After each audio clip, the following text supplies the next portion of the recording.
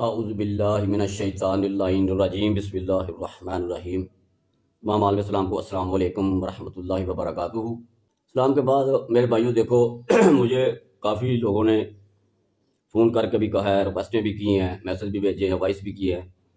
قاری صاحب ٹھیک ہے، آپ اچھی باتیں کرتے ہیں، جن مسائل میں لوگ الجھے ہوئے ہیں ان میں حل بھی ہونا چاہیے۔ نہ بھی مجھے لوگ کر دے تو میرا زندگی کا مشن بھی ہے کہ لوگوں کو حقیقت بتاؤں بنص قرآن اور حدیث۔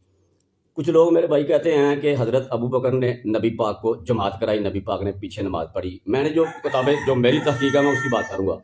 یہاں تک میں نے پڑھا ہے کہ کوئی 3 نمازیں ثابت کر رہا ہے، یہاں تک کوئی 17 نمازیں بھی کر رہا ہے، 17 نمازیں رسول نے پیچھے پڑھی ہیں۔ تو لڑنے جھگڑنے والی بات کون سی ہے؟ دیکھو بیٹا، اگر تو قرآن کہہ رہا ہے کہ ابو بکر نے پڑھائی ہیں پھر تو ہم تسلیم کریں گے۔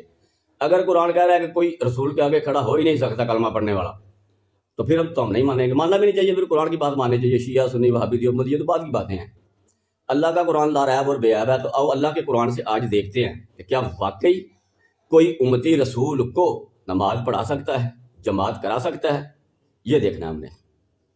سورۃ الحجرات پارہ نمبر 26 پہلی آیت ہے، یا ایھا الذین آمنوا لا تقدموا بین یدی اللہ ورسولہ واتقوا اللہ ان اللہ سمیع علیم۔ اے ایمان لانے والے، اللہ اور اللہ کے رسول کے آگے مت لگ اور اللہ سے ڈر، تقوی اختیار کر، بے شک اللہ جاننے والا ہے، دیکھنے والا ہے۔ یہ قرآن کہہ رہا ہے کہ جو بھی ایمان لانے والا ہے وہ رسول کے آگے نہیں لگ سکتا۔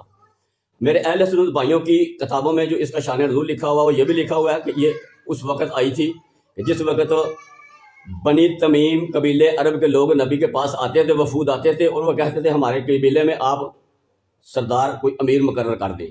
تو ابھی نبی پاک سے ملاقات نہیں ہوئی تھی اس وفود کی۔ حضرت ابو بکر نے مشورہ دیا کہ آپ اس کو بنا لیں، حضرت عمر نے مشورہ دیا کہ آپ اس کو بنا لیں۔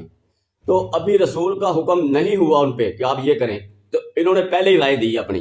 تو ان کی مذمت میں یہ آئی تھی، یہ اہل سنت کی کتابوں میں لکھا ہوا ہے کہ ان کی مذمت میں آئی ہے کہ آپ کو کیا اختیار ہے، آپ کے پاس کیا اتھارٹی ہے کہ مصطفیٰ نے ابھی مقرر کیا نہیں تو آپ کر رہے ہیں۔ دوسرا دیکھو، آپ لوگ قرآن کو صرف پڑھتے ہو، سمجھتے نہیں۔ اب قرآن کیا کہہ رہا ہے اسی سورۃ الحجرات میں آگے جو آیت ہے، یا ایھا الذین آمنوا لا ترفعوا اصواتکم فوق صوت النبی ولا تجہروا له بالقول کجہر بعضکم لبعض ان تحبط اعمالکم وانتم لا تشعرون۔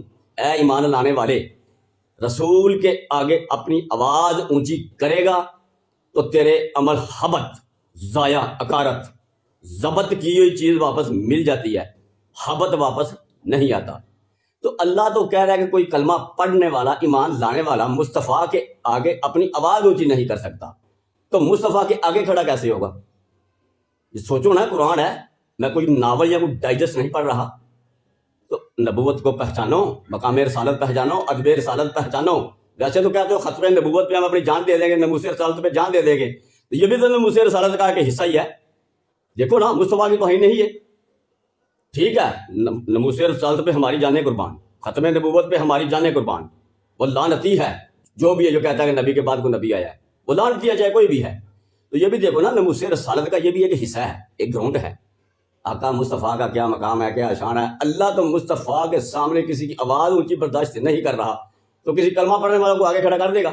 پھر معراج ہے، رسول کا معراج دیکھو، معراج کیا نبی پاک نے، معراج کے اوپر جب گئے تو وہاں آدم سے لے کے عیسیٰ تک نبی موجود ہیں۔ عیسیٰ روح اللہ، اسماعیل ذبیح اللہ، ابراہیم خلیل اللہ، آدم صفی اللہ، نوح نجی اللہ جیسے اولو الامر پیغمبر مصطفیٰ کے آگے کھڑے نہیں ہو سکتے، تو کوئی رضی اللہ کیسے کھڑا ہو سکتا ہے؟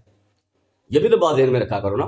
دوسرا میرے بھائیوں دیکھو، ولایت کے موضوع پہ میں نے گفتگو کرنی ہے۔ ولایت میں نے ابھی شروع نہیں کی، تو جو پورے ولایت والے میرے بھائی ہیں، پورے ولایت والے جو پورے مولا علی کی ولایت کو مانتے ہیں، تسلیم کرتے ہیں دل و جان سے، ان سے میری ریکویسٹ ہے، میں نمبر دینے لگا، وہ میرے ساتھ رابطہ ضرور کرنا۔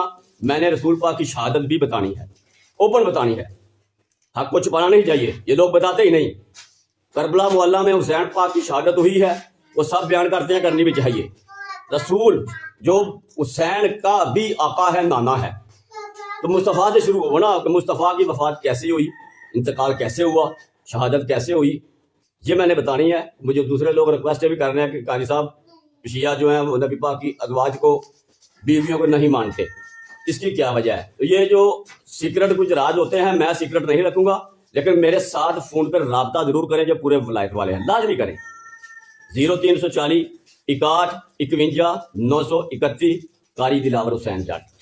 میں پھر ریکویسٹ کر رہا ہوں جو پورے ولایت والے ہیں، میں نے مصطفیٰ کی شہادت بتانی ہے، نبی پاک کی ازواج کو ماننا چاہیے، کس حد تک ماننا چاہیے۔ قرآن نے کہا ہے کہ تمہاری مائیں ہیں، تسلیم کرتے ہیں، لیکن ماں اور بیٹے کا پردہ نہیں ہوتا۔ قرآن نے یہ بھی کہا ہے کہ آپ سامنے بھی نہیں جا سکتے، گھر میں بیٹھ بھی نہیں سکتے، ایسی بھی ماں ہوتی ہے نا، قرآن کہہ رہا ہے ماں بیٹے کا پردہ بھی نہیں اور ماں کے سامنے بھی نہیں جا سکتے۔ ماں کی کتنی اقسام قرآن نے بتائی ہیں، میں نے یہ تشریح سے بتانا ہے۔